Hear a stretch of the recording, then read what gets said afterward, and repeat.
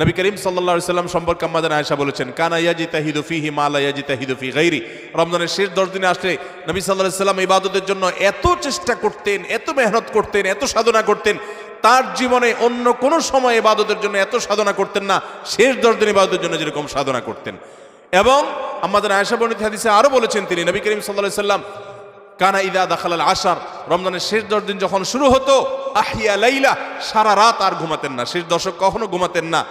ওয়া আইকাদা আহলা, পরিবারের লোকদেরকে ঘুম থেকে ডেকে তুলতেন। ওয়াসাদ্দামে ইজারা, কোমর বেঁধে নিতেন। এবং ইবাদতের জন্য সবচেয়ে বেশি মেহনত মুজাহাদা তিনি করতেন।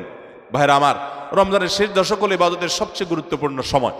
আমাদের বেশিরভাগ মানুষ ঈদের কেনাকাটায় আমরা ব্যস্ত হয়ে পড়ে, শহরের মানুষ গ্রামে যাওয়া ব্যস্ত হয়ে পড়ে, গ্রামের মানুষ শহরের মানুষকে ওয়েলকাম করার জন্য ব্যস্ত হয়ে পড়ে। আমাদের শেষ দশকের ইবাদত হয় না। শেষ দশক ইবাদত করার চেষ্টা করবো তো ইনশাআল্লাহ।